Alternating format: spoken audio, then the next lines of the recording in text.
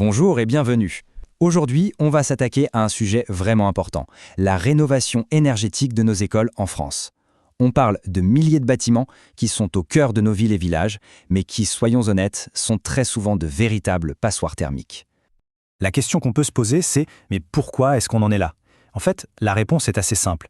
La plupart de ces écoles, elles ont été construites à une époque où l'énergie ne coûtait rien et où l'isolation, c'était pas vraiment la priorité. Le résultat aujourd'hui ?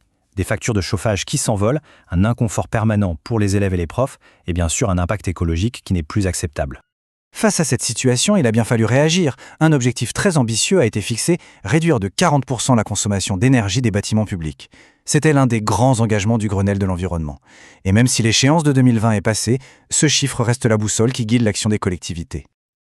Ok, mais concrètement, comment on fait pour atteindre un objectif pareil ? Ce n'est pas si simple. Il n'existe pas une solution magique, mais plutôt tout un panel d'approches possibles. Pour y voir plus clair, on va décortiquer ensemble 3 stratégies, 3 grandes visions pour transformer nos écoles. Allez, on commence par la méthode la plus structurée, la plus carrée. C'est le contrat de performance énergétique, qu'on appelle aussi CPE. Il faut voir ça un peu comme le grand plan de l'ingénieur. C'est une approche qui est vraiment complète et surtout très solide sur le plan juridique. Alors, un CPE, qu'est-ce que c'est exactement ? L'idée est assez simple en fait. Une collectivité, une mairie par exemple, va signer un contrat avec une entreprise spécialisée.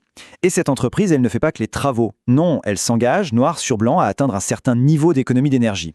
Et si l'objectif n'est pas atteint, c'est elle qui paye des pénalités. C'est ça, la fameuse garantie de résultat. Et ce qui est vraiment malin dans ce modèle, c'est son financement. Une grosse partie de l'investissement de départ, parfois même la totalité, est remboursée au fil du temps grâce aux économies qu'on fait sur les factures d'énergie. C'est un véritable cercle vertueux. C'est l'énergie qu'on gaspille plus qui paye pour la modernisation du bâtiment. Mettre en place un CPE, c'est tout un processus, c'est très rigoureux.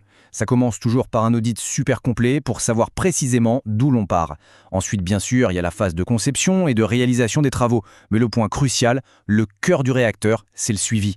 Pendant des années, on va vérifier que les économies promises sont bien là avant de conclure le contrat. On change complètement de décor maintenant avec une deuxième approche, beaucoup plus agile, plus ciblée. Ici, au lieu de se lancer dans une rénovation lourde et complexe, on va plutôt miser sur la technologie pour optimiser ce qui existe déjà. C'est un peu l'approche du technologue qui cherche des résultats rapides et mesurables. Ce tableau résume parfaitement le changement de logique. C'est presque du bon sens en fait. On passe de systèmes complètement passifs à une gestion intelligente et active. C'est fini le chauffage qui tourne à fond dans une salle de classe vide ou juste à côté d'une fenêtre laissée grande ouverte. Là, des capteurs et des automates prennent le relais pour ajuster la consommation en temps réel aux plus justes besoins. Et comment ça marche concrètement ? Des solutions comme Pass Énergie par exemple installent des petits capteurs sans fil un peu partout, sur les fenêtres, les portes, dans les couloirs pour détecter les passages. Tout est relié à un tableau de bord central. Ça permet de tout piloter à distance et même de programmer des scénarios. Par exemple, pendant les vacances, en un clic, on passe tout le bâtiment en mode hors gel. C'est simple et efficace.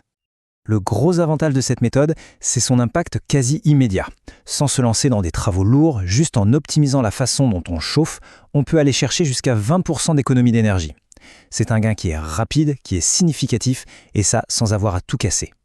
Et puis il y a un autre avantage, et pas des moindres, c'est la conformité avec la réglementation. Il existe un texte, le décret BACS, qui veut dire Building Automation and Control Systems, et qui oblige les gros bâtiments à s'équiper de ce genre de système de pilotage automatique. Du coup, en adoptant une solution intelligente, on fait d'une pierre 2 coups. La troisième et dernière voie qu'on explore aujourd'hui va bien au-delà des kilowattheures ou de la pure technologie. C'est une vision beaucoup plus large, plus humaine aussi, qui est portée par des organismes comme le CEREMA. Ici, la rénovation, c'est plus qu'un projet technique, c'est un véritable projet de société. L'idée centrale, c'est de dire que l'efficacité énergétique, ce n'est finalement qu'une pièce du puzzle. Une rénovation vraiment réussie, c'est une rénovation qui pense aussi au confort des élèves, à la qualité de l'air, à la lumière naturelle. Il faut que l'école devienne un lieu de vie agréable, capable de résister aux canicules de demain et adapté à la pédagogie d'aujourd'hui. Cette approche, elle se décline en plusieurs dimensions. Bien sûr, il y a la technique, la performance, mais on y ajoute des aspects qu'on a trop souvent tendance à oublier. Comment le projet est piloté, comment on s'adapte au changement climatique et surtout, comment on applique les premiers concernés, les élèves, les enseignants, le personnel de l'école. Et pour qu'un projet comme ça réussisse, c'est simple, il faut que tout le monde mette la main à la pâte. Les élus, bien sûr, donnent la vision, les techniciens amènent leur expertise, mais l'avis de l'équipe éducative est absolument crucial. Ce sont eux qui vivent dans le bâtiment tous les jours, qui connaissent ses défauts, ses besoins. Leur parole est essentielle. Bon, après avoir vu tout ça, la question se pose. Quelle est la meilleure approche ? Le contrat super strict de l'ingénieur, la technologie agile ou la grande vision d'ensemble? Et si en fait, la vraie bonne réponse, ce n'était pas de choisir mais de tout combiner? Ce tableau résume parfaitement les forces de chaque stratégie. Le CPE, c'est la sécurité, la garantie sur le long terme. La technologie, ce sont les gains rapides, l'agilité. Et la vision holistique, c'est l'assurance d'avoir un projet qui a du sens, qui est durable et qui est centré sur l'humain. Au final, on voit bien qu'elles ne s'opposent pas du tout, au contraire, elles se complètent parfaitement. Le projet de rénovation idéal, il existerait donc. Il commencerait par cette vision holistique pour bien définir les objectifs de confort, de bien-être et de durabilité. Il serait ensuite optimisé au quotidien par des technologies intelligentes qui permettent de réguler finement les consommations. Et enfin, pour les travaux les plus lourds, il serait sécurisé par un contrat de performance. La vraie question, au final, ce n'est plus quelle méthode faut-il choisir, mais plutôt comment est-ce qu'on peut articuler intelligemment tous ces outils. Parce que c'est en piochant le meilleur de chaque approche que l'on pourra enfin transformer nos écoles, pour qu'elles deviennent non seulement économes en énergie, mais aussi des lieux inspirants, confortables et vraiment prêts pour l'avenir.